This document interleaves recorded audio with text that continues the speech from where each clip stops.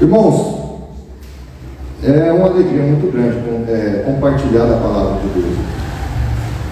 E falar de Jesus é chover no molhado. Porque tudo que a gente vai falar de Jesus, a gente olha para Jesus e vê algo muito grande, em todos os sentidos. A grandeza do seu senhorio, a grandeza do seu amor relacionado à questão da salvação. E quando a gente olha os evangelhos, a gente percebe que nos evangelhos a vida de Jesus não só traduz quem é o próprio Deus, porque, como diz a carta aos Hebreus, ele é a expressão exata de Deus. Mas quando nós olhamos os evangelhos, desde Mateus, Marcos, Lucas e João, nós percebemos o seu amor para com o ser humano também de forma prática, quando ele esteve aqui na terra. E um dos motivos que comprovam, esse amor para com o ser humano é a forma como ele se preocupava com aqueles que estavam à sua volta, sejam os seus apóstolos, os 12 ali que estavam muito próximos dele, como também os demais discípulos, os seus seguidores, as multidões que queriam saber quem era Jesus e se encantavam com os ensinamentos de Jesus. Mas além dos ensinamentos de Jesus, nós percebemos que nos evangelhos Jesus operou muitos milagres.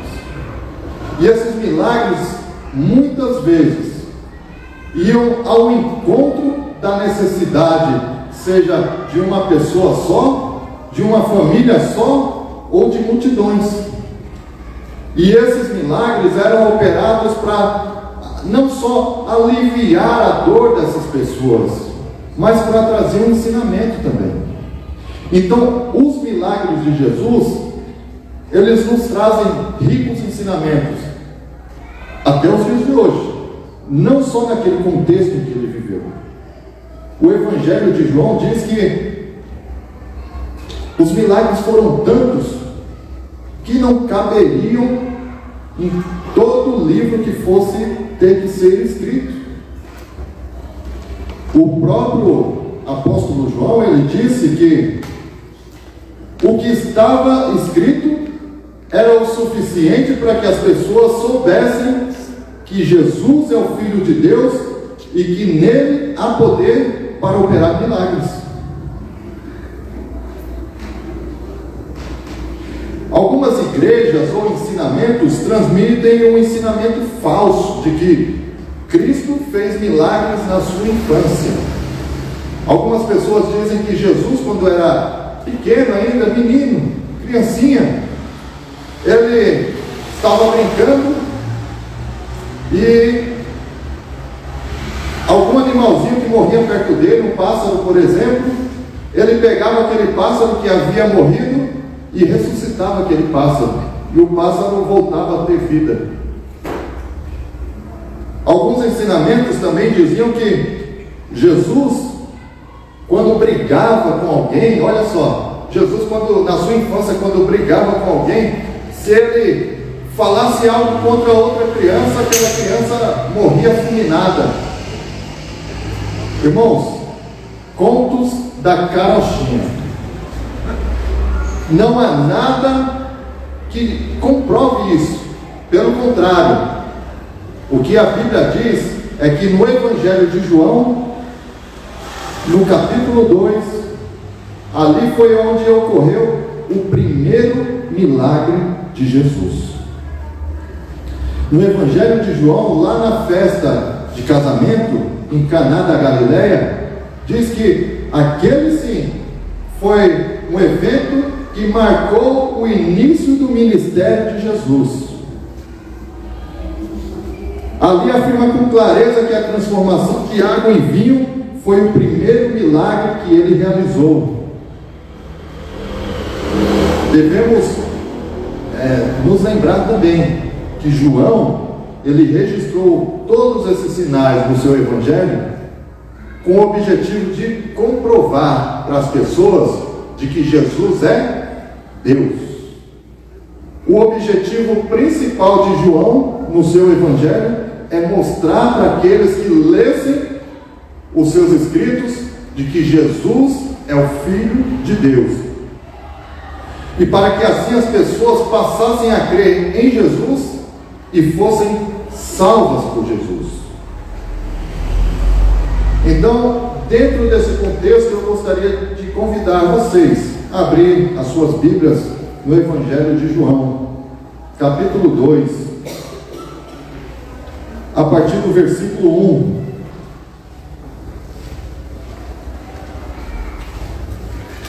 João, capítulo 2, a partir do versículo 1. Diz assim a palavra de Deus: 3 dias depois, houve um casamento em Caná da Galileia, e a mãe de Jesus estava ali. Jesus e seus discípulos também foram convidados para o casamento. E tendo acabado o vinho, a mãe de Jesus lhe disse: eles não têm mais vinho. Jesus lhes respondeu: mulher, que tenho eu contigo? A minha hora ainda não chegou. Então sua mãe disse aos atendentes: fazei tudo o que ele vos disser. Perto dali havia 6 talhas de pedra, usadas para purificações dos judeus, e em cada uma cabiam entre 80 e 120 litros. Jesus lhes ordenou: enchei de água as talhas, e eles encheram as talhas completamente. Então lhes disse: tirai agora um pouco e levai ao responsável pela festa. E eles assim fizeram. Quando o responsável pela festa provou a água transformada em vinho, não sabendo de onde viera, embora o soubessem os atendentes que haviam tirado a água, chamou o noivo e lhe disse: todos servem primeiro o vinho bom, e quando os convidados já beberam bastante, servem o inferior, mas tu guardaste até agora o melhor vinho. Esse sinal em Caná da Galileia foi o primeiro em que Jesus fez. Ele manifestou a sua glória e os seus discípulos creram nele. Querido Deus Pai, nós nos colocamos diante de Ti, assim como nós já estamos reunidos desde o início deste culto. Quero agradecer ao Senhor por tudo aquilo, Senhor, que aconteceu, por cada cântico, por cada oração direcionada, Senhor. Eu lhe peço nesse instante que, a partir desse momento, a Tua palavra fale ao coração de cada irmão, de cada irmã que aqui está na Tua igreja. Eu lhe peço, Senhor, que a Tua palavra também fale com cada pessoa que acompanha de forma virtual a pregação da Tua palavra. Que o Senhor possa falar com todos nós. Que a ação do Espírito Santo traga luz ao nosso entendimento, Senhor, para que nós sejamos transformados pelo Teu poder. É o que eu lhe peço, Senhor, no nome de Jesus. Amém. O primeiro milagre de Jesus, e olha só, foi em um casamento. Anote bem isso aí, foi em um casamento. Guarde isso na sua caixinha. O primeiro milagre de Jesus foi realizado na festa de casamento. Esse foi um milagre que produziu o aprofundamento da confiança dos discípulos em Jesus. Ou seja, os discípulos tiveram mais certeza de quem era Jesus a partir daquele momento, a partir daquele milagre. Porque Jesus transformou água em vinho. Não foi um milagre comum. Não foi como a gente faz hoje, fazer um suco, por exemplo. A gente pega um jarro de água, pega um envelope de quissuco e coloca lá e transforma em suco. Porque teve uma ação de um pó que causou toda aquela mudança na água. Não, Jesus, ele operou um milagre, transformando água em vinho, e esse vinho, diga-se de passagem, como diz o craque Neto, esse vinho era de qualidade, era o melhor vinho que havia ali naquele momento. Glória a Deus. Causou espanto, né, no responsável ali pela distribuição do vinho. E aí a gente percebe, irmãos, que o fracasso de Israel foi não reconhecer Cristo como Senhor e Salvador. Eles conheceram, mas automaticamente não reconheceram o próprio Messias, o Filho de Deus. Olhando para o texto, irmãos, entre os versículos 1 e 2, não se sabe se Jesus planejou estar naquela festa, ou se o convite era somente para ele, ou para sua família, se esse convite havia se estendido aos seus discípulos. A verdade é que a falta de vinho daquele casamento talvez fosse algo inesperado na cabeça daquele casal.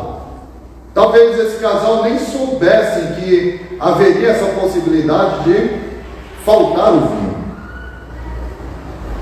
Contudo, era algo que eles corriam risco, porque quando se planeja uma festa de casamento, você faz uma conta X, mas geralmente as coisas acontecem totalmente diferentes. Por exemplo, vamos fazer um cálculo aqui do casamento, se for em reais, né? Vamos calcular que 10, 15 mil, vou chutar baixo para um exemplo mais claro. 10, 15 mil reais, eu acho que a gente consegue fazer uma boa festa. E aí você vai fazendo aqui, vai mexendo aqui, acolá, aí a conta chega a 25, 30 mil ou mais. E talvez até o planejamento daquilo que vai ser servido. Vamos preparar uma certa quantidade. Aí aparecem convidados que não foram convidados, aparecem famílias, aparecem pessoas, e todo aquele planejamento que foi realizado para que fosse consumido tanto bebidas quanto alimento, acaba saindo totalmente daquilo que foi planejado. E talvez foi isso que aconteceu nesse casamento. O texto não diz claramente, porque o objetivo do texto é apontar para Jesus, apontar para a providência de Cristo naquele casamento. E entre os versículos 3 e 5 a gente percebe que Maria trouxe a Jesus a informação de que o vinho tinha acabado. Ela chega, olha só, o vinho acabou. E Jesus fala: mulher, o que eu tenho contigo? Aí as pessoas às vezes comentam, né? Olha só, mas Jesus foi mal educado com a sua mãe. Não, irmãos, isso é um contexto totalmente diferente daquele que nós vivemos hoje. Aqui Jesus automaticamente está rompendo não o laço afetivo com a sua mãe, mas ali ele está rompendo alguns termos relacionais, onde já começaria a dar a ele a autonomia de começar o seu ministério a partir daquele momento. Tanto é que quando a gente lê o Evangelho de João, a gente percebe que em outras ocasiões Jesus também diz que não era chegada a hora dele. Como por exemplo no Evangelho de João capítulo 7, quando está havendo a festa dos tabernáculos, os irmãos dele falam assim para ele: e aí, você vai ficar aqui escondido e tal? Você não vai se mostrar para a sociedade? Aqui você veio? E aí Jesus, lá no capítulo 7, ele diz aos seus irmãos: não é chegada a minha mãe. Então, essa questão de pontuar com clareza, com firmeza, de que não havia chegado a hora dele, e quando ele se refere à mãe dele como mulher, não é uma falta de educação. Tanto é que quando Jesus é crucificado, no Evangelho de João também, no capítulo 19, versículo 26, Jesus olha para Maria, a sua mãe, e diz assim para ela: mulher, eis aí o teu filho. dizendo para Maria que a partir daquele instante o apóstolo João seria responsável pela vida dela. E ele diz a João: João, eis aí a tua mãe. Ou seja, está dizendo a ele: ó, você vai cuidar dela e ela vai cuidar de você. Então a questão de se referir como mulher que tem o eu contigo, talvez aos nossos ouvidos, à nossa cultura, possa parecer isso. Eita, mas Jesus deu um fora na mãe dele. Não, Jesus está pontuando que aquele momento não havia chegado o momento dele. E quando ele diz isso, que tenho eu contigo, talvez Maria esperasse que Jesus usasse a situação para chamar a atenção para si mesmo, né? Onde ele pudesse dizer: peraí, agora eu sou Jesus, eu sou o Filho de Deus, peraí que agora eu vou resolver tudo isso, que essa situação inesperada que está acontecendo aqui no casamento. Não, Jesus ele ficou bem discreto, e ele não teve em momento nenhum o interesse de aparecer. Mas a sua hora não tinha chegado. Em outros momentos, o texto de João diz que havia chegado a sua hora. Por exemplo, em João capítulo 13, versículo 1, e João capítulo 17, versículo 1, diz o contrário. Ao invés de dizer que não havia chegado a hora dele, aí diz: havia chegado a sua hora. Jesus queria que a sua mãe entendesse que o antigo relacionamento entre eles dois havia chegado ao fim. Pelo menos é o que alguns estudiosos sugerem, que aquele laço afetivo estava se finalizando naquele instante. Ela não devia intervir em sua missão, e Maria foi muito sábia, não discutiu o assunto com ele. Se ela não podia mais mandar ou influenciar Jesus, ela podia instruir quem? Os funcionários da festa ali, os empregados. Então ela chegou até eles e pediu para que eles obedecessem às instruções de Jesus. E assim ela demonstrou confiança em Cristo, mesmo como mãe, mesmo sabendo que ela não tinha mais poder nenhum de influenciar a vida do filho naquele sentido, mas ela continuou acreditando que ele poderia fazer algo. No versículo 6 e 8, está dizendo que ali haviam talhas que serviam de purificação, para colocar água, para o judeu usar como purificação. E como funcionava essa purificação? Funcionava para que essa água servia para que eles lavassem os pés e as mãos, e era um ritual cerimonial. E a gente está falando de uma festa de casamento, irmãos, que ela não durava, digamos assim, uma tarde e não durava uma noite. O casamento nessa cultura, ela demorava no mínimo 5, 6, 7 dias. Eram dias, era uma semana de festa. Então, haja suprimento, haja dinheiro, haja pique também, né? Para tanta disposição para festejar. Mas fazia parte da cultura. Para entender tudo isso, Jesus usou aquelas talhas para que o vinho fosse providenciado. As talhas que eram usadas para as purificações, que eram essas talhas que estavam reservadas lá, a gente pode perceber um texto que nos explica um pouco sobre isso, lá em Marcos capítulo 7, versículo 3. Fala sobre águas que eram usadas para purificar o judeu, lavar as mãos antes e depois das refeições, e diversos outros banhos cerimoniais. Cada uma das talhas, diz o texto, que tinha capacidade para 80 a 120 litros de água. Então era água pra caramba, era muita água. Então imagina essas 6 talhas, se a gente pega uma média aí de 100 litros cada talha. Então era nada mais, nada menos do que 600 litros de vinho. Então ia alegrar a rapaziada pra caramba, né? Ia deixar todo mundo alegre. E diga-se de passagem também que o vinho, no texto bíblico, ele simboliza a alegria. A alegria do casamento naquela festa, a alegria da festa do casamento havia acabado, havia chegado ao fim.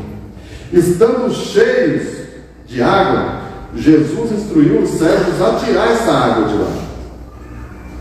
Isso se refere ao ato de tirar a água dos grandes recipientes para os recipientes menores, para que fossem servidos.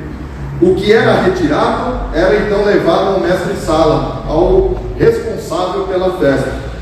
Uns acham que o mestre-sala era alguém um pouco mais importante que o mordomo, ou outros acham que era alguém muito próximo da família que acabava pegando essa responsabilidade para tirar as preocupações da família na questão da festa. Mas a grande verdade é que ele era responsável por toda a logística de distribuição das bebidas e das comidas. Quando ele prova o vinho, ele se certificou de que o vinho era de qualidade muito boa, e era tão boa que ele se sentiu na obrigação de elogiar o noivo. Ele chegou até o noivo, que o texto não diz, mas talvez, eu estou fazendo uma conjectura, uma suposição, talvez o noivo nem soubesse de tudo que estava acontecendo nos bastidores. E ele chega até o noivo e fala: olha, o que você fez é fora do comum, porque você deu o melhor vinho agora no final da festa, agora que o pessoal já está mais cansado, já está, como diz a galerinha mais nova, já está mais crazy de tantos dias já bebendo e comendo. Você colocou o melhor vinho para eles provar justamente agora. A falta de vinho foi resolvida pela intervenção de Jesus, pela ação direta de Jesus. O problema da falta do vinho foi resolvido. Mais do que isso, Jesus fez tudo isso sem chamar a atenção para si mesmo. E aqui eu abro um parênteses, irmãos. Tudo aquilo que a gente for fazer, a gente consegue fazer, meus irmãos, sem colocar os holofotes sobre a nossa face. Tudo aquilo que a gente vai fazer para a glória de Deus, a gente não precisa tocar trombeta. Tudo aquilo que a gente faz para a glória de Deus, para o reino de Jesus Cristo, nosso Senhor, a gente pode fazer, e a gente faz, e a gente é usado como instrumento de Deus nesse sentido, e a gente não precisa querer mostrar para a mão direita o que a mão esquerda ela faz, porque Cristo nos usa no sentido para que a glória seja toda dada a Ele. Então, se nesse contexto, nesse milagre, a gente não perceber a descrição de Jesus, a gente precisa olhar no texto bíblico com mais atenção. E no versículo 11 diz que isso foi o princípio aos seus sinais. Esta declaração refuta o que os evangelhos apócrifos narram sobre milagres de Jesus. A palavra milagre que João usa por toda parte significa sinal, indicando que o ato tem o propósito de revelar o próprio Cristo em cada milagre, de revelar quem é o Filho de Deus. Chama atenção para o poder de Jesus de realizar uma transformação. E essa transformação é uma transformação que Ele pode causar, que Ele pode fazer, tanto material, como aconteceu, como espiritual, físico. Jesus, Ele tem o poder de fazer essa transformação, meus irmãos. Ele pode transformar a vida do seu filho, da sua filha, que está afundado em vícios. Ele tem o poder de resgatar o seu marido, que está afundado também. Jesus tem o poder de fazer qualquer tipo de milagre. O texto em Hebreus ele diz que Jesus é o mesmo ontem, hoje e será eternamente. O milagre que Jesus operou lá no passado é o mesmo milagre que ele pode operar hoje no nosso presente, no nosso contexto.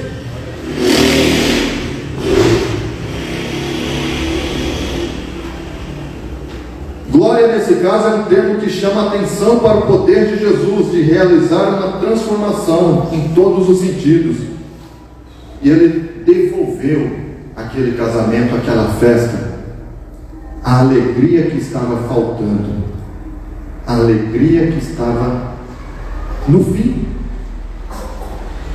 A festa de casamento provavelmente começou com uma alegria só, mas os convidados perceberam que o vinho estava acabando.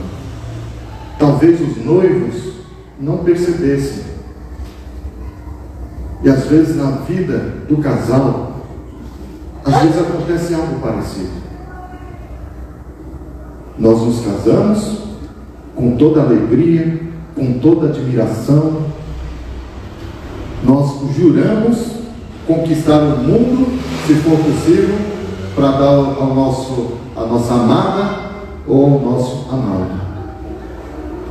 E no decorrer da trajetória, às vezes uma trajetória tão curta, vai se perdendo essa alegria, vai se perdendo essa motivação de se preocupar, de se entregar.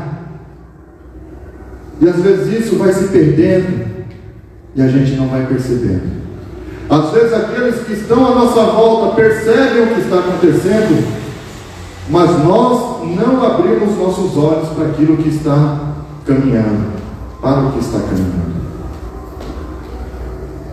O Senhor Jesus Cristo é o único que pode transformar não apenas as nossas vidas, Ele pode e tem o poder para mudar e transformar toda e qualquer situação, inclusive transformar casamentos sem alegria, sem amor, sem admiração, que estão à beira da falência.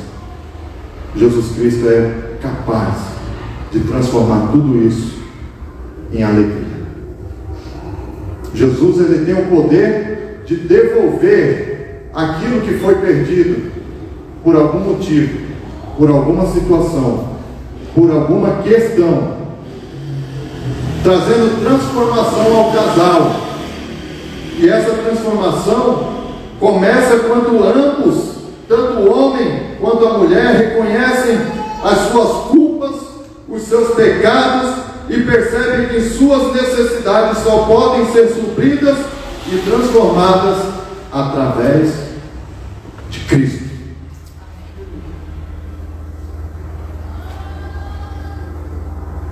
Para um pastor chamado Greg Laurie, pastor batista americano, lá da Califórnia, ele diz que a grande ameaça ao casamento é o egoísmo. O pastor, esse mesmo pastor americano batista, ele cita outros componentes igualmente prejudiciais ao relacionamento conjugal, como a comunicação deficiente, a falta de comunicação, a falta de compreensão do outro, o adultério, a falta de planejamento financeiro para o pagamento de contas do dia a dia do casal.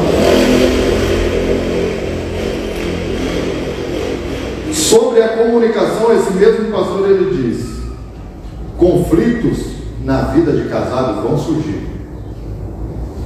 Então, você precisa, em primeiro lugar, aprender a ouvir. Situações difíceis vão aparecer, mas muito mais importante do que falar é ouvir.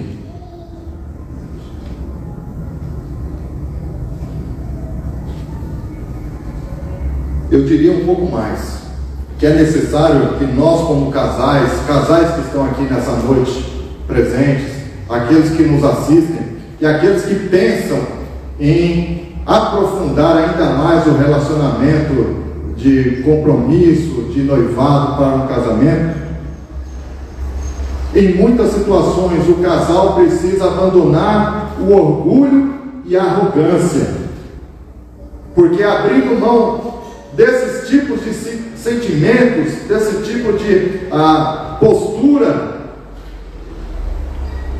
vai ajudar a abrir espaço para que o amor e a humildade entrem no relacionamento. Se nós não estivermos aptos a ouvir e a enfrentar, e eu não estou dizendo aqui como coach do casamento, viu, irmãos? Porque eu passo por dificuldades tanto quanto vocês também, tá bom? Eu passo por dificuldades, às vezes, em questões de comunicação com a minha esposa, e ela tem que chegar em mim e puxar minha orelha e falar: vamos conversar, porque do jeito que está, não está bom não. E eu tenho que me calar, eu tenho que conversar, eu tenho que ouvir, porque eu quero manter meu casamento saudável. Algumas dores de barriga vai acontecer no casamento, alguns resfriados vai acontecer no casamento, mas é a gente não abrir mão de solucionar, de trazer cura para a enfermidade que apareceu. É a gente querer resolver a situação de uma forma equilibrada, espiritual, pedindo misericórdia a Jesus Cristo. Porque quando nós nos casamos, e aí eu digo nós como casais que estamos presentes aqui, que nos acompanham, nós fizemos um juramento diante de Deus, diante da igreja e diante das testemunhas presentes. Então, quando nós assumimos esse compromisso, nós devemos lutar para que ele seja saudável. E se ele não está sendo saudável, eu preciso me autoavaliar, ao invés de avaliar o meu cônjuge, me autoavaliar. E quando tanto um quanto o outro faz essa autoanálise, o caminho da resolução do problema, ele é visualizado.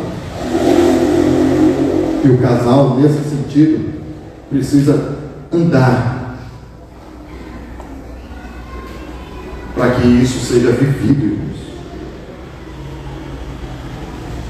Nós, agora, as mulheres fecham os ouvidos um pouquinho, eu vou falar por todos. Nós, os homens, temos uma grande dificuldade de lidar com problemas. E sabe qual é a nossa postura mais comum? É ficarmos em silêncio, é fugirmos do problema, porque nós homens detestamos lidar com situações difíceis e complicadas, porque nós homens herdamos o silêncio de Adão. Nós homens herdamos o silêncio de Adão lá no Éden, quando Éden deveria falar algo para que Eva não comesse do fruto, quando Adão deveria intervir, o homem se calou. E geralmente, não é via de regra, mas geralmente nós homens ficamos calados, nos omitimos aos problemas, queremos fugir e colocamos uma carga que não pertence à mulher. E quando eu e você, meus amados irmãos, colocamos esse fardo, esse peso nas costas das nossas esposas, nós estamos não só nos omitindo, mas nós estamos colocando sobre ela uma carga que ela não foi preparada para isso.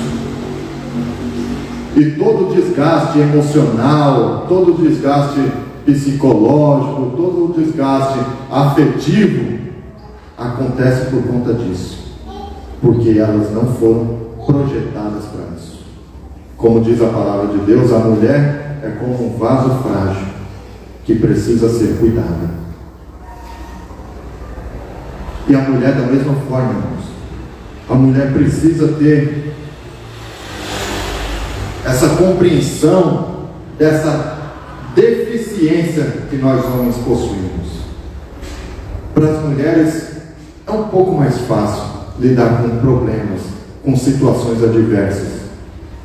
As mulheres, por exemplo, ela tem uma grande facilidade de expor aquilo que a incomoda.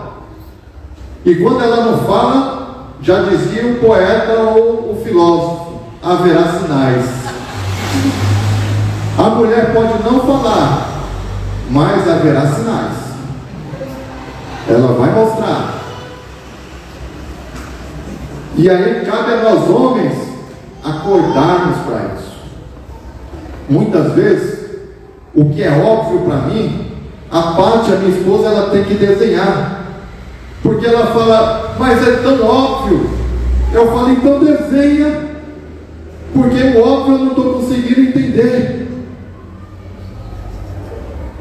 Irmãos, em alguns momentos, o óbvio tem que ser desenhado, explicado, para que a coisa entre na cachola, seja do homem ou seja da mulher.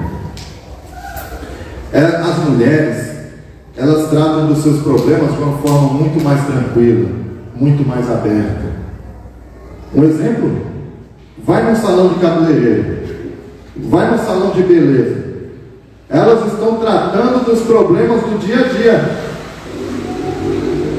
Estão falando dos problemas que aconteceu no casamento durante a semana, estão falando das dificuldades de relacionamento dentro de casa com os filhos, com o marido. E aí já começam um a aconselhar o outro. Não, menina, mas você tem que falar assim, assim, assado. Ah, mas se fosse comigo eu faria dessa forma.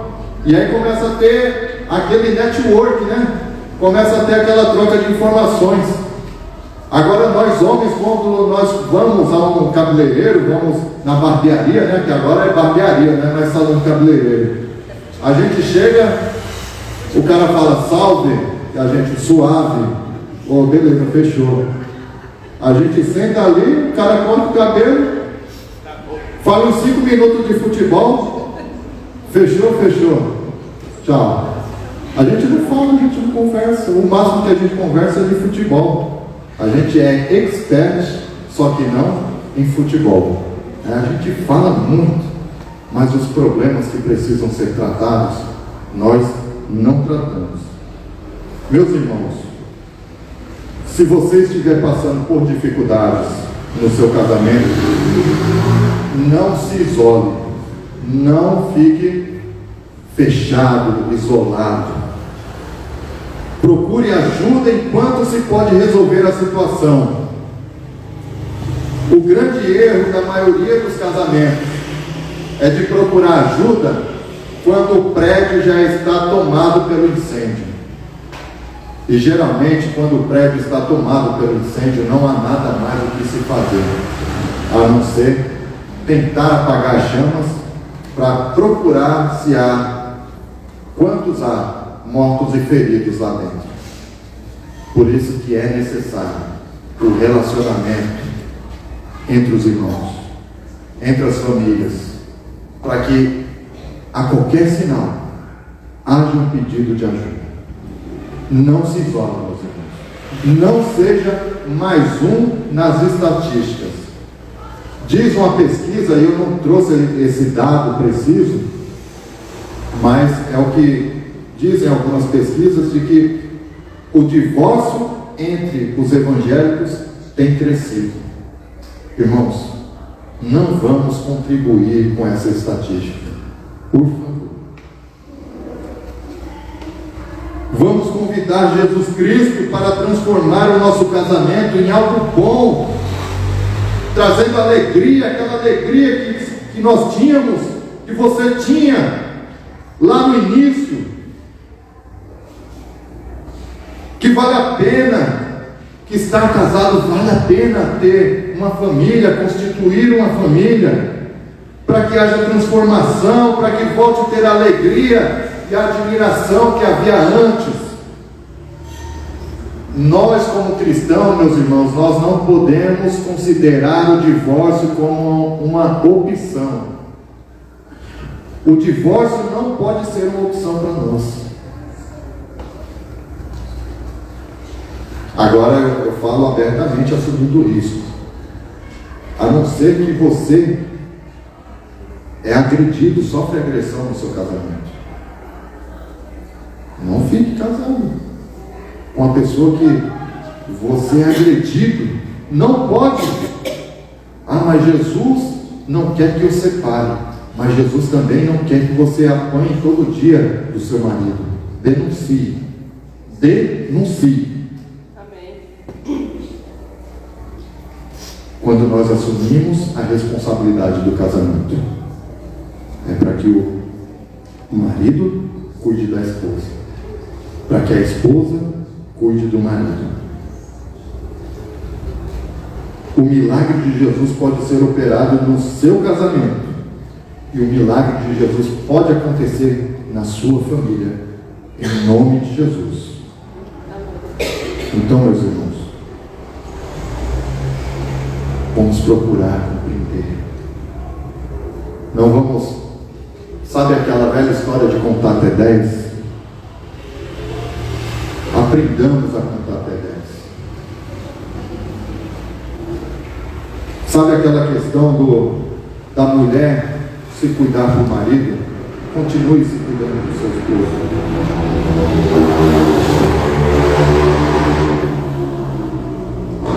Se for para ser chata, continue sendo chata, explicando. Ó, entendeu? Não entendeu? Tá, Pati? Continue. Entendeu?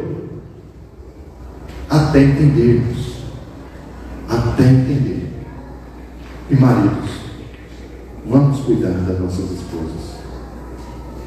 Vamos fazer o que for possível para aliviar o fardo dessas mulheres.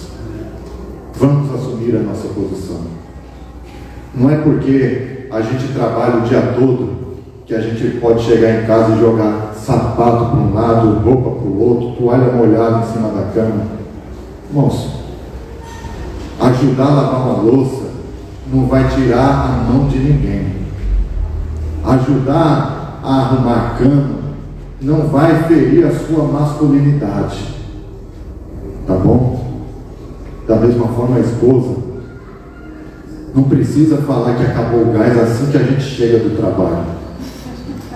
Deixa a gente chegar, descansar, deixa as coisas amenizar, dá uma água, dá um café, deixa ele tomar um banho, esfriou a cabeça, aí você traz o assunto do dia a dia. Né? Muitas questões acontecem justamente quando o marido chega eufórico, cansado, ou pelo fato do marido não compreender a sensibilidade também da sua esposa. Que Jesus possa transformar o casamento que precisa ser transformado. Que Ele volte a trazer alegria. Que você valorize a sua família. A sua família foi um presente que Deus te deu. Então vamos cuidar. Vamos zelar pela nossa família. Em nome de Jesus. Se ainda há algo a ser transformado, Jesus é aquele que pode transformar a água em vinho. Se o seu casamento está pura água saloba, essa água saloba vai se transformar em vinho e da melhor qualidade no nome de Jesus. Amém. Oremos. Querido Deus e amado Pai, no nome do Senhor e Salvador Jesus, nós agradecemos, Senhor, pela Tua palavra ministrada nessa noite. Nós agradecemos, Senhor, porque através da Tua palavra nós percebemos que o Senhor Jesus não só opera milagres no passado, não só operou no passado, mas continua operando no presente. Eu apresento as famílias, Senhor, os relacionamentos desta igreja. Eu lhe peço, Senhor, que o Senhor continue com o teu cuidado, com zelo, Senhor, nas nossas vidas e famílias, no nome de Jesus. Abençoa, Senhor, e transforma cada casamento. Transforma, Senhor, aquilo que precisa ser mudado, que precisa ser restaurado, Senhor, no nome de Jesus. Ó Deus, que o Senhor continue sendo glorificado na vida da tua igreja. Ajuda, Senhor, as famílias a superarem as dificuldades que há no relacionamento. Ajude esse marido, ajude essa esposa, Senhor, a colocarem as dificuldades conjugais diante do Senhor, e que o Senhor possa ajudá-los a transformar, Senhor, essa situação incômoda em um ambiente de alegria, de milagre, de transformação. No nome do Senhor Jesus é o que nós pedimos.